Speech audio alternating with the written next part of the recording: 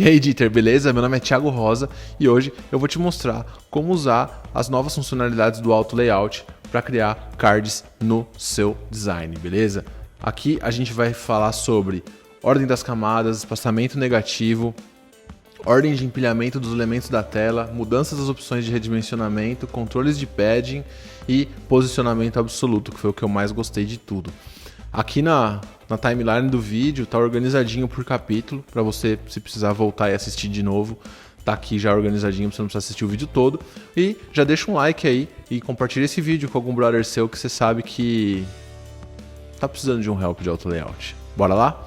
Bom, então eu desenhei esse cardzinho aqui, mas a primeira coisa, antes de eu te mostrar o card, eu já vou mostrar, eu fiz essa listagem aqui do que a gente vai falar hoje, eu fiz aqui em Auto Layout também, e se vocês derem uma olhada, esse primeiro item, que é ordem das camadas no Auto Layout, é o seguinte, o primeiro item, no meu canto esquerdo aqui, na minha área das layers, das camadas, ele é de fato o primeiro item que está sendo exibido na tela, na interface que eu estou criando. Até, sei lá, antes dessa mudança, isso era invertido. O último item era o primeiro e isso criava uma confusão absurda na cabeça da galera. Então, basicamente agora ficou mais fácil e o primeiro capítulo desse vídeo já foi. Então agora a gente vai falar do espaçamento negativo. Vocês podem ver que eu tenho aqui dois elementos, né, com uma parte, um elemento sobrepondo o outro. Isso foi feito com Auto Layout. Então a gente vai fazer isso junto agora, ó. Eu tenho aqui dois elementos separados, certo? Então eu tenho aqui a imagem e o título, são os dois artigos que a Brenda escreveu. E aqui eu vou dar um Auto Layout. Para dar Auto Layout, gente, ou vocês clicam com o botão direito com os dois elementos selecionados e escolham adicionar Auto Layout, Add Auto Layout aqui, ou usa o teclado, aperta Shift A e você tem o Auto Layout formado aqui. Eu sempre gosto de dar nome para todas as camadas aqui no Figma para ficar organizadinho, para depois, quando eu voltar, eu saber o que é o que, sem precisar ficar me matando olhando a organização do arquivo. Mas isso é papo para outro vídeo. Aqui a gente tá, ó, se a gente olhar aqui no box que aparece depois que a gente adiciona o Auto Layout, temos aqui um espaçamento entre itens de 28. Aqui, basicamente, gente, se eu colocar um menos aqui na frente desse campo aqui, pronto, espaçamento negativo está feito. Antes no Auto Layout não era possível fazer isso, e esse conteúdo agora você também já sabe. Bora pro próximo? Então agora a gente vai falar deixa eu só riscar aqui o espaçamento negativo.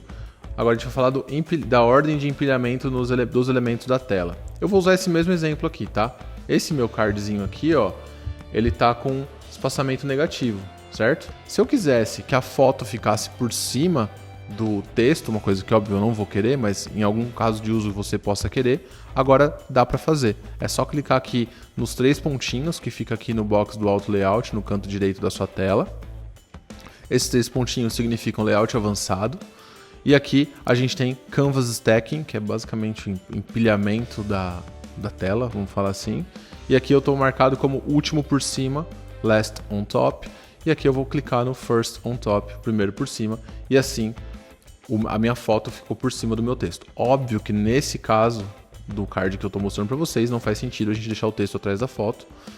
Mas a possibilidade existe. E com isso a gente matou mais um capítulo dessa aula, dessa mini aula sobre Auto Layout. Eu vou riscar ele aqui para garantir que ele esteja finalizado. E agora a gente vai falar aqui das opções, né, das mudanças nas opções de redicionamento. Essa aqui é bem simples, galera. Normalmente a gente tinha uma área de resizing e agora esses comandos aqui que a gente pode dar de resizing, essas regras de resizing que a gente pode setar, resizing é redicionamento, tá? Essas regras de redicionamento que a gente pode configurar aqui, elas estão agora no box do frame, onde a gente tem ali a posição no eixo X e no eixo Y do elemento, a gente tem a largura e a altura, a gente também tem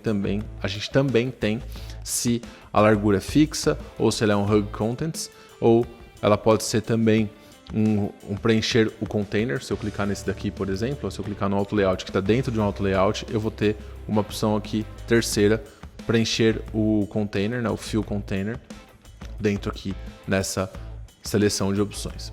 Isso dá fim aqui a opções de redimensionamento. Se você tiver alguma dúvida sobre como usar as opções de redimensionamento, deixa um comentário aqui que a gente faz um vídeo específico só para isso. Parece uma coisa bem simples, mas é uma funcionalidade muito importante para quando a gente estiver desenhando as coisas e garantir que quando a gente for redimensionar algum elemento, a gente consiga explorar toda a força do Auto Layout, tá bom? E agora a gente fala dos controles de padding, uma coisa que eu gostei muito também, porque antes a gente precisava sair clicando em um monte de coisa no Auto Layout para conseguir alterar o valor do padding, e agora a gente não precisa mais. A gente pode clicar aqui no Auto Layout, automaticamente a gente vai ver esses tracinhos aparecendo aqui. Quando você passa o mouse, todo o espaçamento ele fica rosa. E tem duas formas de fazer. Se você quiser fazer direto aqui no Canvas, você pode simplesmente clicar, passar o mouse em cima do tracinho vermelho, ele vai virar um ícone de seta. Quando você clica nele, você consegue editar o valor do padding só desse elemento, tá? Então aqui eu mudei só o padding top e ele vai ser refletido aqui no lado direito da tela, no box do Auto Layout. A gente agora tem 3 campos, né? Tem o campinho aqui de espaço entre os itens, aí logo abaixo a gente tem o espaço de padding horizontal, né? O horizontal padding, e logo ao lado a gente tem o padding vertical. Isso aqui para quando a gente quer setar valores independentes para horizontal e para vertical. Pode ver que nesse segundo aqui, no meu padding vertical, eu tenho 2 valores, eu tenho 40,20. É justamente porque o meu padding top ele está em 40 e o meu padding bottom ele está em 20. Isso é uma regra comum para a galera que conhece um pouco de CSS, né? A gente colocar os números por vírgula assim e o CSS já entende que cada um é para um canto.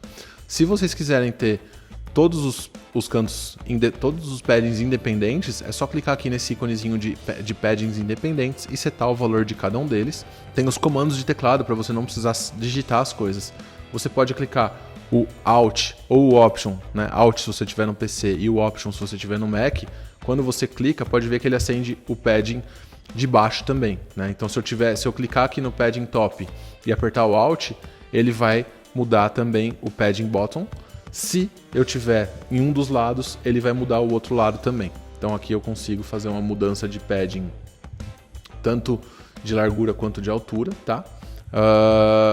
Mas se eu quiser mudar os 4, só adicionar o botão Shift. Então quando eu apertar o Shift Alt, se você tiver no PC, ou Shift Option se você tiver no Mac, ele vai mudar todos os lados aqui e a gente consegue perceber que esse layout tem essas regras mudando simultaneamente, beleza? Então aqui eu vou voltar para como estava e isso conclui aqui o nossa informação sobre controle de padding. Deixa eu dar o tracinho nele aqui para fechar. Bom, e agora a gente vai para o nosso último capítulo, que é o de posicionamento absoluto. Eu tenho 2 coisas para mostrar para você aqui quando a gente fala de posicionamento absoluto. Primeira forma de usar ele aqui, eu vou deixar um elemento alinhado e ele vai ficar fixo na tela, não importa o que aconteça. Então para fazer isso, a gente tem aqui o elemento que a gente quer deixar absoluto, né, que a gente quer que ele tenha uma posição absoluta no nosso layout. Eu vou arrastar ele para dentro desse Auto Layout, tá? Tá aqui, nesse caso eu tenho 2 Auto Layouts, então eu vou arrastar ele para dentro do meu segundo Auto Layout aqui, do meu Auto Layout de artigos, tá? Do meu wrapper de artigos. E eu vou clicar na posição absoluta dele. Então ele vai passar a assumir uma posição absoluta. Eu vou jogar ele aqui exatamente onde eu quero que ele fique. Então ele passa a estar fora do Auto Layout, mas ainda dentro do fluxo do Auto Layout. Eu vou desligar esse pipe aqui para vocês conseguirem ver. E as constraints dele, eu vou deixar ele alinhado à esquerda e ao topo desse meu Auto Layout aqui. Por quê? Quando eu aumentar ou diminuir a altura do meu Auto Layout, ele fica fixo ali junto com artigos, tá? E se eu colocar ele para a esquerda ou para a direita, ele também não vai se mover. Ele fica grudadinho ali como ele deveria estar. Então esse top e esse left é relativo ao Auto Layout de artigos aqui, tá? Se ele estivesse aqui no card jitter, que é esse pai aqui, ele estaria relativo à altura desse box todo e eu não ia conseguir garantir que ele ficasse exatamente onde eu quero. Eu trouxe um exemplo com vários Auto Layouts um dentro do outro justamente para mostrar isso para você. Como que a gente pode fazer a mesma coisa, mas para ter um elemento que escala conforme o tipo de conteúdo que está do lado dele. Para quem não sabe, a Brenda é a Product Designer da DIT, trabalha aqui com a gente. Então, oi Brenda, obrigado por ter deixado usar a sua foto aqui. Então eu vou arrastar esse cara aqui para dentro do Auto Layout também. Eu vou deixar ele dentro do Auto Layout de artigos, tá? Então ele está aqui dentro de artigos. A gente tem o ícone dos artigos inspiradores e agora a gente tem esse pipe aqui.